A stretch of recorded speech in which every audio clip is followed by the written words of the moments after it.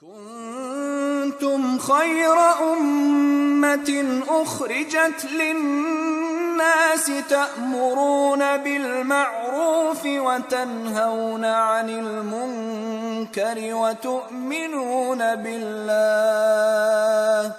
ولو آمن أهل الكتاب لكان خيرا لهم منهم المؤمنون وأكثرهم الفاسقون.